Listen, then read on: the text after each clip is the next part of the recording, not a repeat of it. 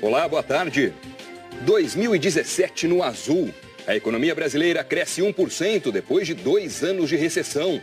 O agronegócio demonstra mais uma vez a força do campo. As famílias voltam a consumir, mas a indústria ainda patina. Governadores vão a Brasília em busca de soluções para a crise na segurança. O estado do Rio tem o janeiro com maior número de mortes violentas em 9 anos. No interior de São Paulo, uma emboscada a assaltantes de bancos termina com 7 bandidos mortos. Investigação na Câmara. Um servidor é acusado de aplicar golpes em deputados. E Vladimir Putin desafia o mundo. O presidente russo anuncia a criação de um arsenal nuclear e chama as defesas dos Estados Unidos de inúteis. O Jornal Hoje está começando.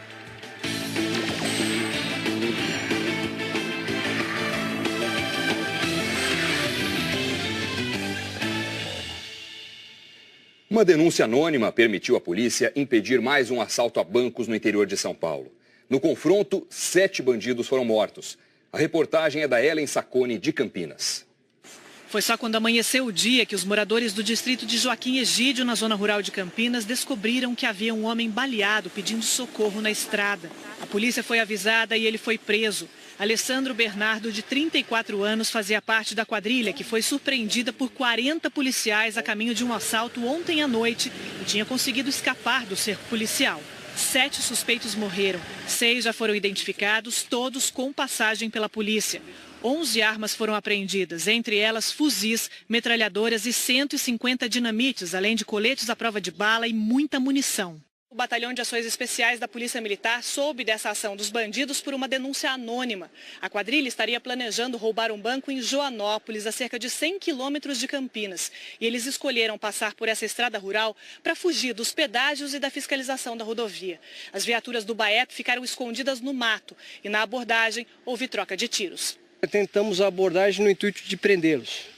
Porém, já o primeiro veículo, os ocupantes já desceram atirando contra as guarnições. Os 2 carros usados na ação eram roubados e foram apreendidos. Agora a polícia investiga a relação da quadrilha com outros roubos a bancos e explosões de caixas eletrônicos que aconteceram no interior de São Paulo. Todos os indícios apontam que é uma associação criminosa que já vinha atuando. São pessoas organizadas e voltadas para esse tipo de delito.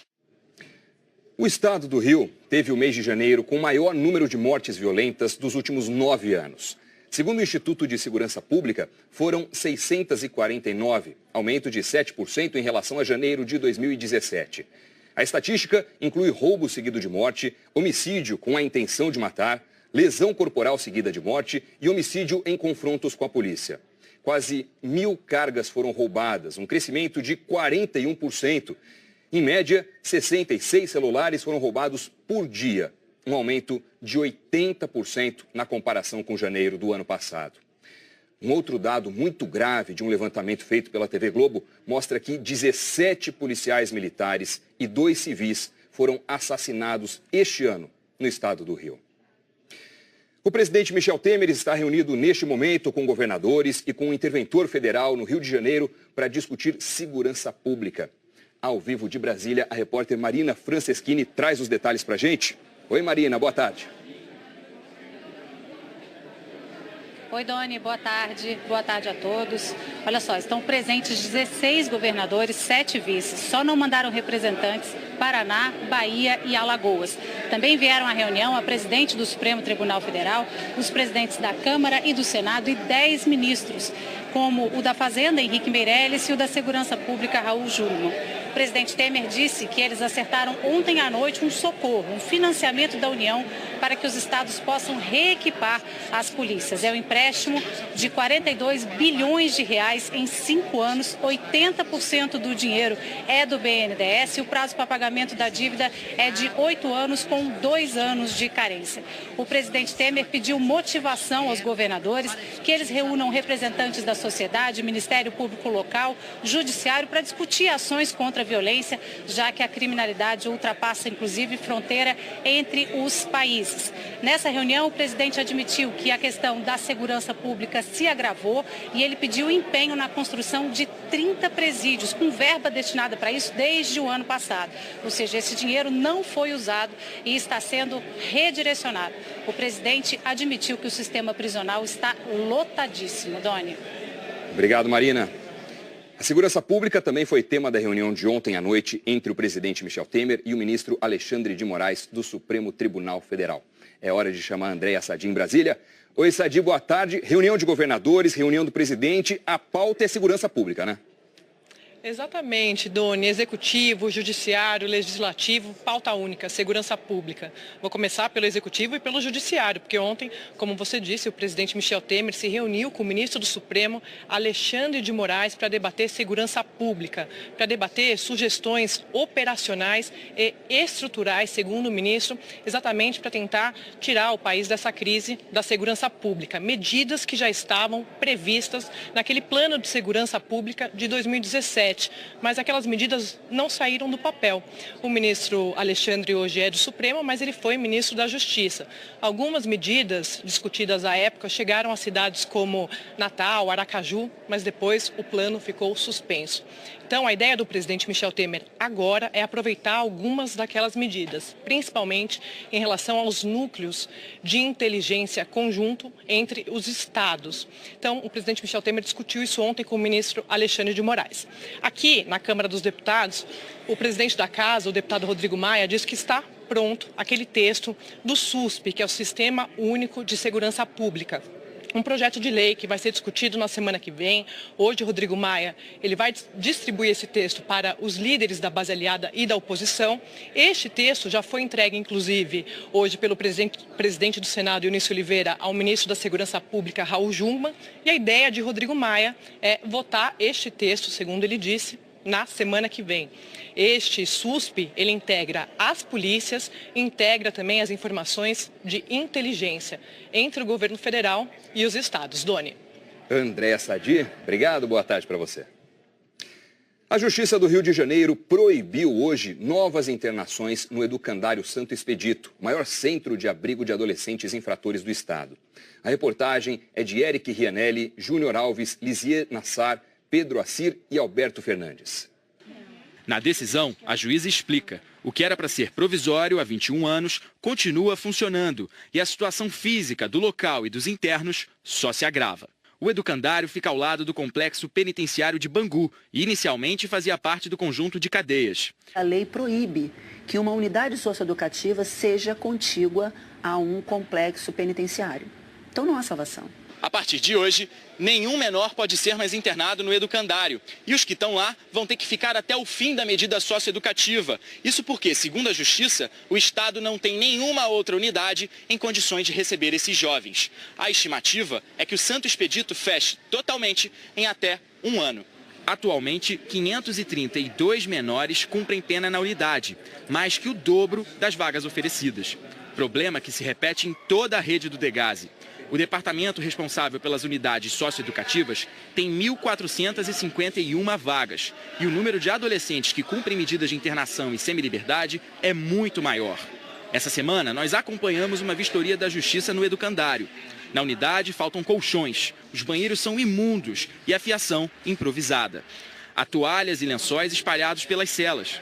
E foi justamente usando lençóis que 8 internos mataram 2 companheiros de cela no sábado passado. Esses adolescentes viram tudo. Fico pensando que poderia ser eu, os caras iam me matar também. O que ele oferece de tratamento para o jovem em conflito com a lei só piora a situação do jovem. Ele sai de lá pior do que ele ingressou.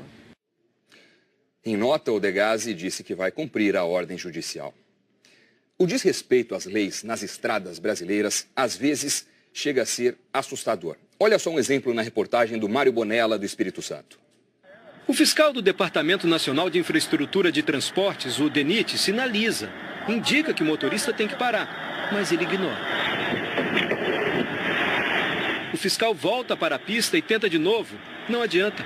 Em menos de 2 minutos, 14 carretas passaram direto. Elas deveriam entrar no estacionamento e parar na balança, que confere se há ou não excesso de peso. Os fiscais percebem que eles tentam esconder as placas.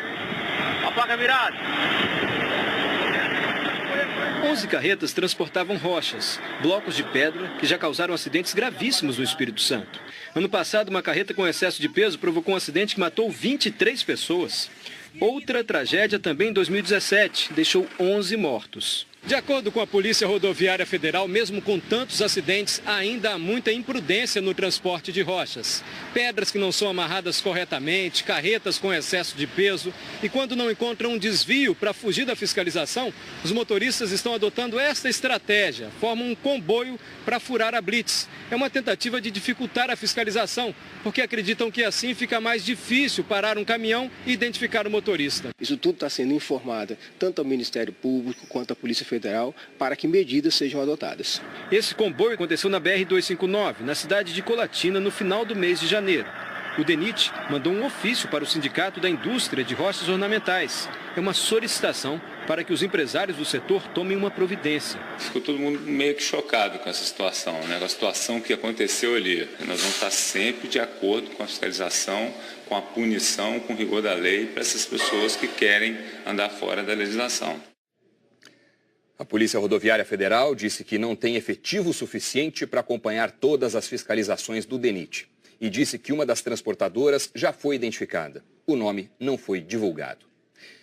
O Tribunal do Júri, em Curitiba, condenou o ex-deputado Luiz Fernando Ribas Carli Filho a 9 anos e 4 meses de prisão em regime fechado.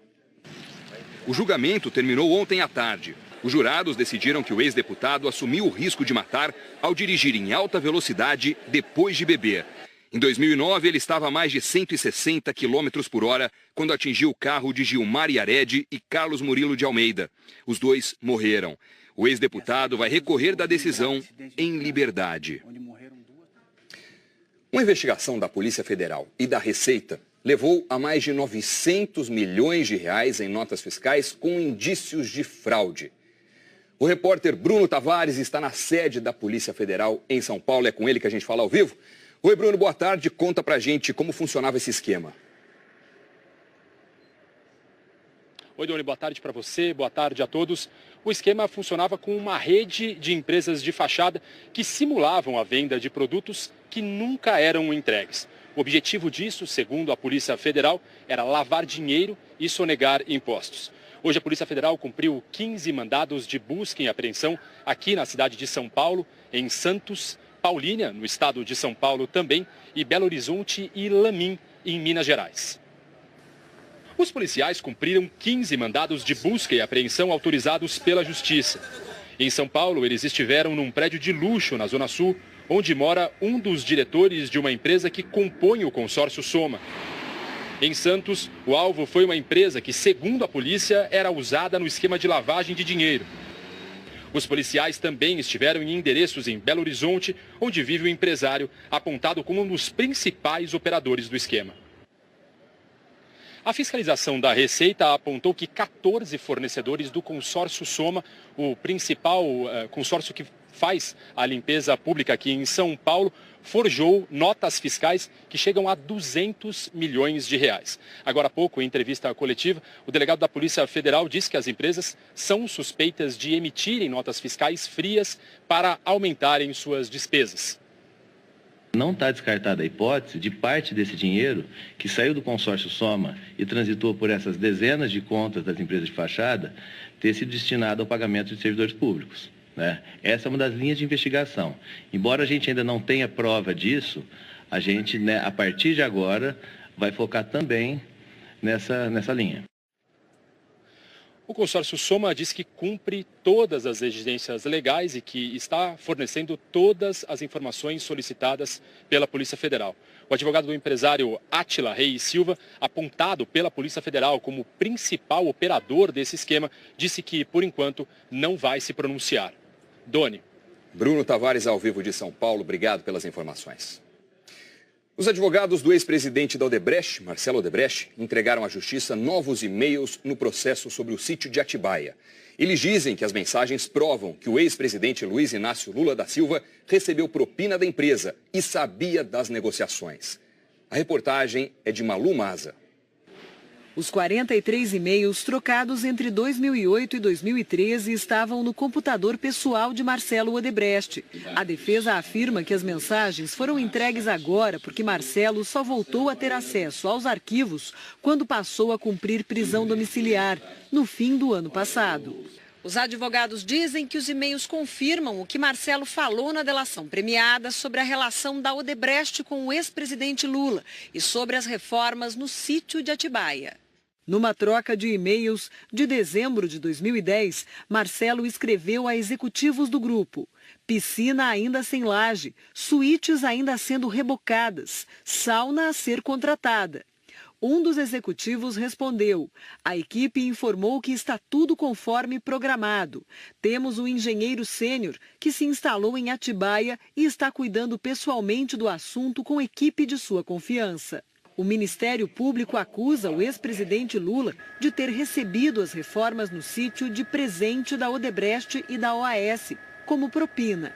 Neste outro e-mail de junho de 2011, Marcelo diz para um ex-diretor da empresa: quando mencionar ao amigo de BJ que o acerto do evento foi com o italiano, amigo de meu pai, e não com PT, importante não mencionar nada sobre minha conta corrente com o italiano, pois só ele e amigo de meu pai sabem.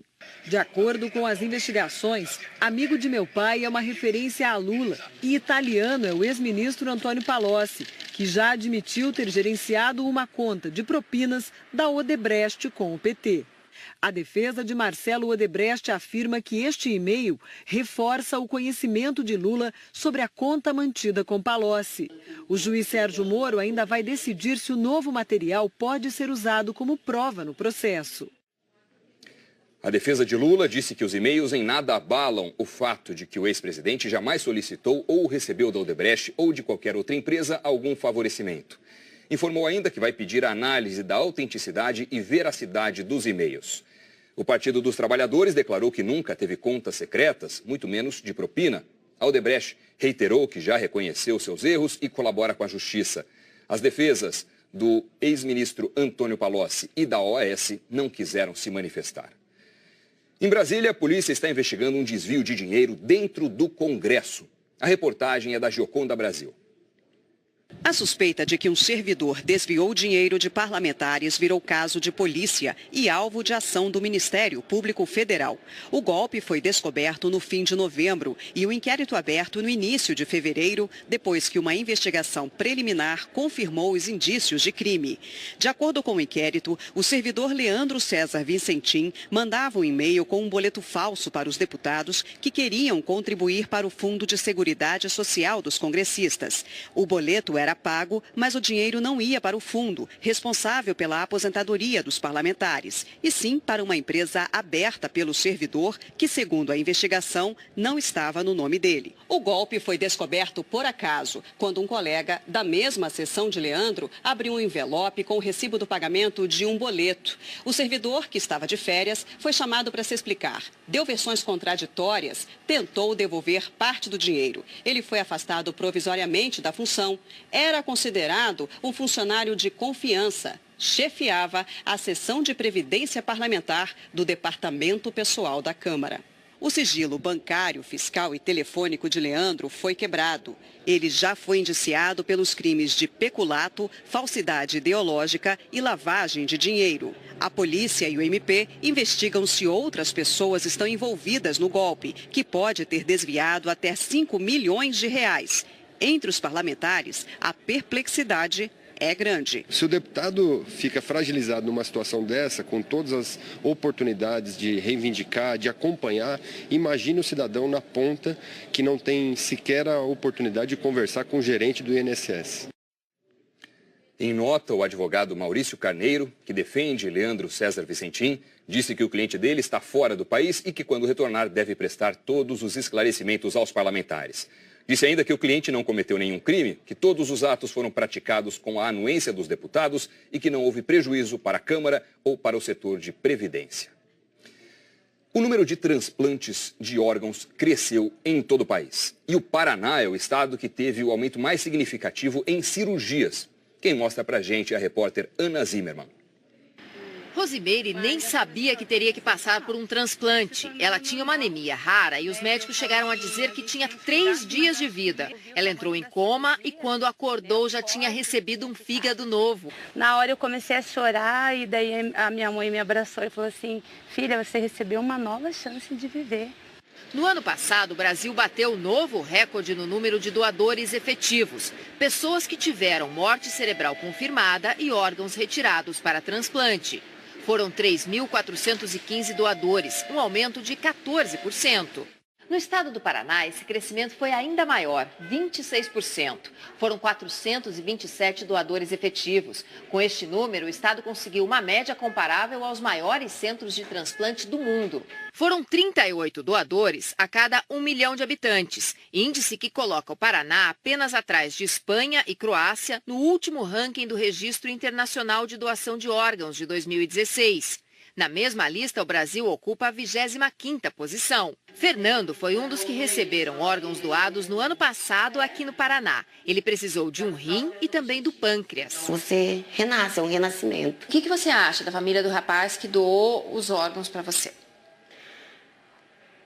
Eu sou eternamente grata a eles, porque me deu a segunda oportunidade de estar vivo.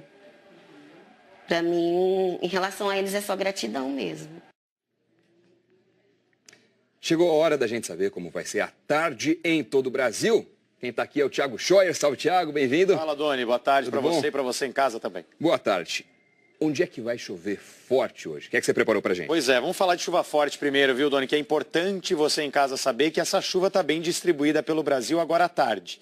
E aí tem muita chuva prevista em parte do sudeste, em pontos do norte e do nordeste. Então atenção, você que mora nessa faixa aqui, ó, entre o oeste da Paraíba, passando aqui pelo Rio Grande do Norte e segue até o nordeste do Pará. Aqui em azul também, divisa do Amazonas com quase todo o estado do Acre, chuvarada, e parte aqui, ó, do centro-sul de Minas Gerais, região da Mata, região serrana do Rio e também parte ali de São Paulo, vem chuvarada. São sistemas diferentes que estão provocando toda essa chuva nesses lugares. Vamos começar aqui por cima, ó, essa escadinha, zona de convergência intertropical, você já ouviu falar nisso, é aquele sistema que deixa as nuvens de chuva enfileiradas por aqui. Tem também essas setinhas, calor e umidade, que descem da Amazônia e vão deixando aí um rastro de nuvens pelo caminho.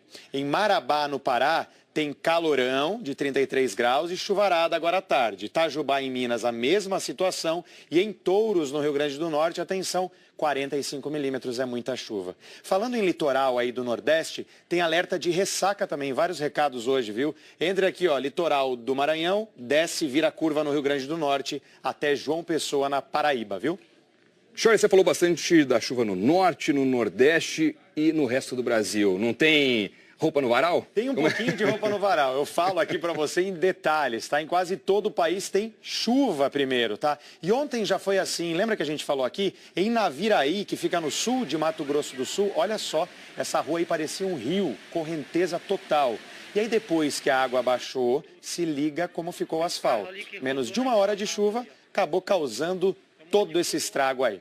Agora à tarde pode ter temporal de novo, então em Naviraí, que fica no sul de Mato Grosso do Sul. Veja que o nosso mapa está bem verde claro. Verde claro tem um pouquinho mais de sol, pouco menos nuvens, mas depois calor e umidade provocam as chuvaradas, tá? Quase o Brasil inteiro. Agora tempo firme, Doni falou da roupa no varal, região da Campanha Gaúcha e também pegando o norte do Espírito Santo, interior da Bahia e norte também de Minas Gerais. Em Maceió, tá mais nublado hoje, viu? 30 graus, Manaus 31, Brasília com 30, São Paulo já tá chovendo em algumas regiões aí, viu, da cidade, 31 graus e Curitiba 29 graus, Doni.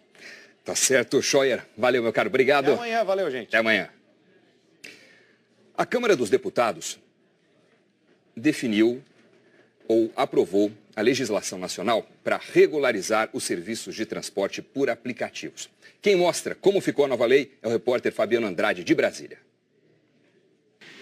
O principal ponto rejeitado pela Câmara foi a exigência de placas vermelhas. Os motoristas de aplicativos não precisam ter esse mesmo modelo de placa que é usado nos táxis. Também ficou decidido que cabe a cada município fazer a regulamentação e a fiscalização, mas a Câmara já definiu itens obrigatórios. Os motoristas vão ter que contratar seguro de danos a terceiros e estar em dia com o seguro obrigatório DPVAT. Deverão também estar inscritos como contribuintes individuais no INSS. A carteira de habilitação deve ser categoria B ou superior e com a observação de que exerce atividade remunerada. É obrigatório ter certidão negativa de antecedentes criminais. Os motoristas de aplicativos não vão ser obrigados a circular apenas nas cidades onde foram registrados. Com a regulamentação, cada município pode definir as regras para que motoristas de outras praças atuem na sua região. As cidades que já regulamentaram só vão precisar fazer mudanças se alguma exigência contrariar o que prevê a lei federal e o Código Nacional de Trânsito. Os municípios podem estabelecer o percentual de imposto sobre as corridas, a quantidade de carros para cada aplicativo e o tempo máximo de uso dos veículos. No Distrito Federal, onde o serviço já é regulamentado, os carros de aplicativos devem ter até 5 anos. Os aprovados na vistoria recebem um selo como este. É uma maneira de você sobreviver a nível de desempregado, você querer trabalhar, você tem uma estabilidade, é só você ser organizado que você segue em frente. O relator do projeto na Câmara diz que as leis de outros setores do transporte, como dos taxistas, devem ser modernizadas. O que não dá era para a gente criar um ambiente onde a viabilização do táxi estaria na proibição dos aplicativos. A economia brasileira voltou a crescer depois de 2 anos de recessão. Os números do PIB, o Produto Interno Bruto, foram divulgados hoje pelo IBGE. A reportagem é da Mônica Sanches, do Rio de Janeiro. A soma de todos os bens e serviços que o país produziu em 2017 chegou ao valor de 6 trilhões de reais. O PIB cresceu 1%. Após um ano de estagnação e 2 de queda, veio a reação do PIB ainda tímida. Obviamente, a gente ainda não voltou ao patamar exatamente pré-crise, que seria no final de 2014. A gente ainda está no patamar do primeiro semestre de 2011. A agropecuária teve um peso importante nesse índice. O setor recuperou a perda de 2016 e ainda teve um grande salto, com um crescimento de 13%. Já a indústria, que enfrentou uma sequência de quedas, conseguiu sair do vermelho. O setor de serviços, que também vinha de índices negativos, teve uma pequena recuperação. E o índice que indica o volume de investimentos na economia continuou em queda, mas caiu menos do que nos últimos anos. Os resultados mostram sinais de recuperação depois da maior recessão da história recente do país. Enquanto os governos gastaram menos em todos os níveis de administração, as famílias brasileiras voltaram a ter coragem para comprar. Após 2 anos de queda, o consumo das famílias cresceu 1% em 2017. A Kelly fez parte do grupo que gastou e realizou sonhos no ano passado. Comprou celular, carro, ajudou a irmã a montar este consultório no Rio e ainda planeja novos investimentos para este ano. A gente sabe que não é um crescimento estrondoso, mas tem um crescimento sim que é sentido mês a mês, né? O crescimento de 13% da agropecuária é o maior em 22 anos. A reportagem é do João Carlos Borda, de Ribeirão Preto. No ano passado, o Brasil teve safra recorde e os destaques foram a produção de milho, que cresceu mais de 55% em relação a 2016, e a de soja, que aumentou mais de 19%. Este consultor explica que o bom resultado no campo do Brasil tem a ver com as boas condições climáticas, mas também tem relação com a quebra da safra de grãos na Argentina, terceiro maior produtor do mundo. A Argentina passa por problemas de seca muito intensa. Então, tanto o milho quanto a soja está tendo um problema de quebra de safra na Argentina, o que vai valorizar essas duas commodities aqui no Brasil, e o país e os produtores vão se beneficiar, digamos, dessa intempérie climática que a Argentina tem passado. O reflexo do super desempenho da soja e do milho a gente percebe aqui no nordeste do estado de São Paulo. A região que mais planta cana no Brasil viu outras culturas avançarem sobre os canaviais. Essa plantação de soja, por exemplo, há 2 anos, só tinha cana. Está sendo mais viável, lucrativo a gente plantar soja hoje, nesse momento. A soja é mais negócio que a cana? Hoje sim está mais negócio com a cana. Com as altas que estão tendo e a queda do preço da cana, está sendo mais viável a soja. O ministro da Fazenda, Henrique Meirelles, afirmou que o crescimento de 1% é importante porque mostra que o país saiu da recessão. Meirelles disse também que o atual ritmo de expansão da atividade econômica é forte, sólido e que o país deve crescer cerca de 3% este ano. Bom, mas se 1% é o retrovisor da economia, o que acontece daqui para frente? O ministro Meirelles fala em 3%. É um voo de galinha ou é uma velocidade de cruzeiro? Algumas pistas para 2018. Se a previsão é vender mais, é preciso mais embalagem. Papelão, plástico, vidro. A expectativa do setor é passar de 2% para um avanço de quase 3% em 2018. Na indústria, o consumidor com mais apetite faz aumentar a produção. Para isso, ela precisa de máquinas. O setor de máquinas de bens de capital prevê o primeiro crescimento depois de 5 anos de queda, 9%. Um país aquecido precisa ainda de tratores para colheita, caminhões para o transporte. A venda de veículos pesados deve aumentar quase 25%. Resultado: a previsão atual dos economistas é de que o Brasil avance 2,89% este ano. Para o economista da USP, Simão Silber, é uma perspectiva positiva. Nós vamos crescer algo como 3% esse ano de 2018, que é um número razoavelmente vistoso comparado com o desempenho dos últimos 3 anos da economia. Tem uma série de indicadores, dados extremamente favoráveis para a economia, né? Juros baixos, taxa de câmbio estável, né? Recuperação de praticamente todos os setores. Mas para o futuro existem riscos também. Um deles é o tempero da política estragar o gosto da economia. E mesmo crescendo, o Brasil fica longe do que poderia. Olha só, apesar de ser uma das 10 maiores economias do mundo, o Brasil é só o 27º no mundo em trocas comerciais. A gente ocupa a posição de número 96 no ranking internacional de corrupção, onde quanto mais longe do pódio, pior. A posição 123 ou 128 no ranking para facilidade de negócios. É difícil fazer negócios. E olha só essa fila imensa de caminhões em Ponta Porã, Mato Grosso do Sul. São mais de 200, alguns esperando a liberação da carga há 20 dias. Reflexo de uma paralisação de auditores da Receita Federal.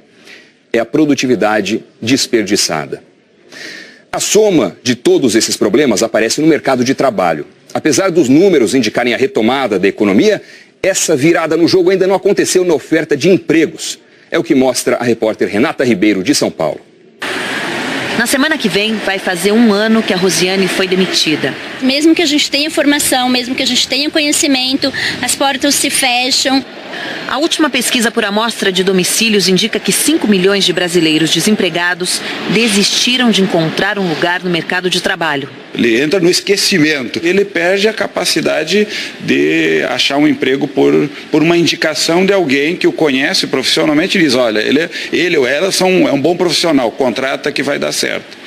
A fila cresceu nos últimos 5 anos. Olhando para o último trimestre do ano, de 2012 para 2017, o número de pessoas que buscam uma vaga há menos de um mês passou de 839 mil para 1.520.000.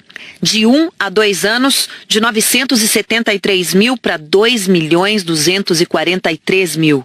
2 anos ou mais, de 1.254.000 para 2.786.000.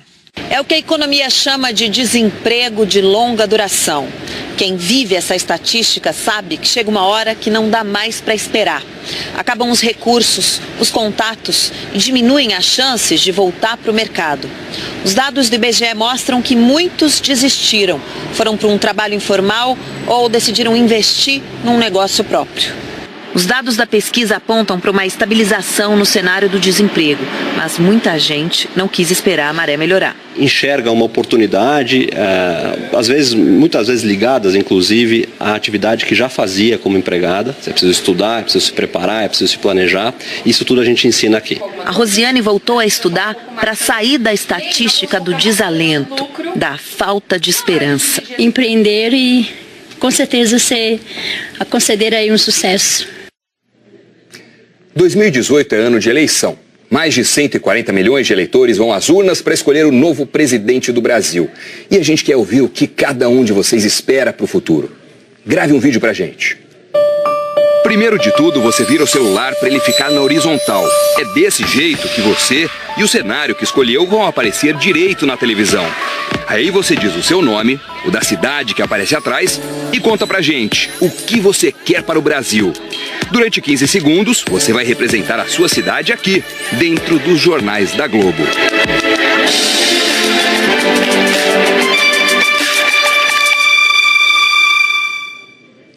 Para participar e rever as dicas de como gravar o seu vídeo, basta entrar na nossa página na internet ou acessar direto g1.com.br/Brasil que eu quero, tudo junto. Se o dia estiver bonito na sua cidade, aproveita, grava, manda pra gente. Uma correção. No início do jornal, nós dissemos que a Bahia não mandou o representante à reunião sobre segurança pública com o presidente Michel Temer, que está sendo realizada em Brasília. Na verdade, o governo baiano enviou 2 representantes para o encontro. Você vai ver a seguir, o presidente da Rússia desafia o mundo.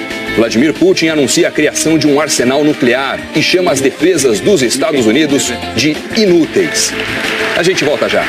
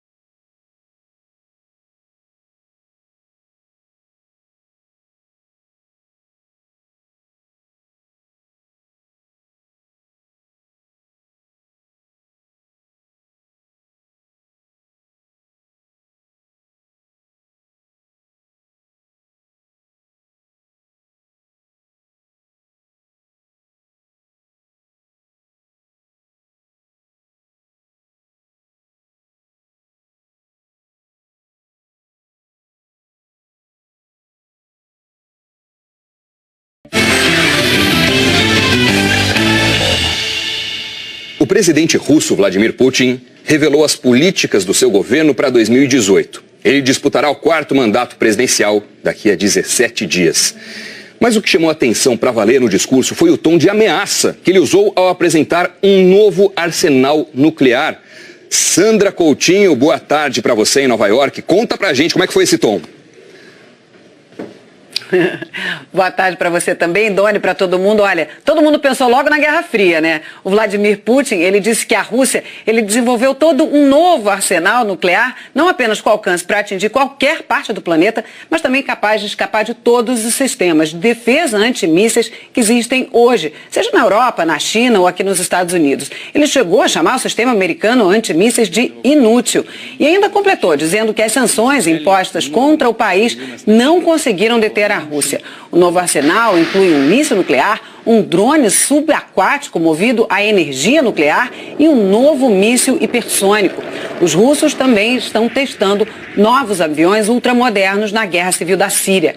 Essa enorme demonstração de força, em parte, é uma reação ao discurso do presidente Donald Trump, que desde a campanha promete investir pesado para reaparelhar o exército americano. A Casa Branca ainda não se manifestou depois das declarações de Putin. Ele é o grande favorito nas eleições marcadas para daqui a 17 dias. O principal oponente dele, o Alexei Navalny, foi proibido de concorrer. O presidente russo quase não tinha feito campanha até agora, mas aí fez várias promessas nesse discurso de ontem. Disse que vai acabar com a pobreza, aumentar o salário dos professores e oferecer internet para todos os russos. Um discurso de candidato, mas que assustou o mundo todo, Doni. É isso. Sandra Coutinho, obrigado. Boa tarde para você. E a neve voltou a cancelar voos nos aeroportos da Europa. Motoristas estão presos em estradas em várias regiões. Um dos lugares mais atingidos por essa forte onda de frio é o Reino Unido, onde há regiões em alerta máximo. A gente chama agora o Pedro Vedova, que traz os detalhes para a gente. Oi, Pedro. Boa tarde para você. Boa tarde, Doni. Por aqui em Londres está fazendo menos 1 grau, mas nem é o pior cenário. No norte da Inglaterra está menos 11. Isso tudo pode ser um grande perigo. Eles aumentaram agora o alerta vermelho, esse alerta máximo para regiões da Inglaterra e também do país de Gales. Significa que há risco de morte para os moradores dessa região. Isso tudo por causa da tal Fera do Leste, que é essa frente fria que chega da Sibéria, causando esse frio enorme e se encontrou agora com a tempestade Emma. Então as temperaturas baixaram para valer em todo o país. Há também essa rajadinha de vento chata, boa de encontrar aquela brecha no agasalho. Enfim, as pessoas precisam ter muito cuidado na hora de andar nas ruas, porque a neve vai se acumulando, formando aquela fina camada de gelo, um terreno muito escorregadio, e também para os carros. São vários acidentes nas rodovias, estradas foram bloqueadas, com pessoas inclusive presas horas dentro dos carros, tendo que acionar a Força Aérea Britânica para fazer esse apoio, fazer resgate. Nesse terceiro dia de caos no sistema de transporte, há cancelamentos de voos, de trens, e para piorar, as autoridades britânicas falam que pode faltar gás na casa das pessoas, porque os aquecedores estão no máximo. E eu me incluo nessa turma aí, ligando o aquecedor a todo vapor, aumentando a calefação. Doni. O cenário fica bonito de ver, mas são vários problemas, né, Pedro? Obrigado. E outras cidades da Europa também estão sofrendo com frio intenso. Veneza, na Itália, está coberta de neve. A sensação térmica por lá é de menos 8 graus. Em Florença, os turistas não conseguiram aproveitar o dia por causa da chuva. Em Paris, os principais pontos turísticos ganharam o branco na paisagem e os pedestres precisaram ter cuidado para não escorregar. Mas no sul da França, teve gente que aproveitou para deslizar.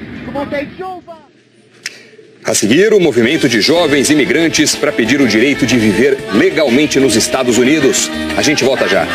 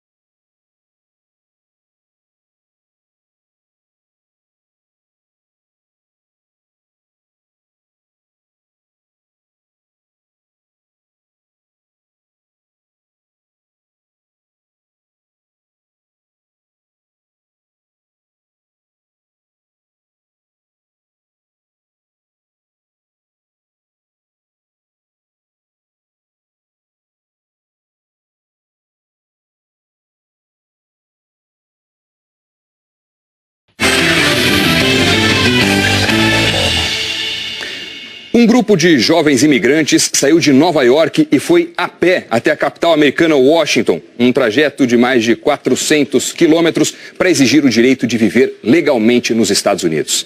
A gente vai falar sobre isso com o correspondente Luiz Fernando Silva Pinto, que está por lá e traz os detalhes. Luiz Fernando, boa tarde para você. Bom, o destino desses Dreamers ainda não está definido, né? Boa tarde, Doni.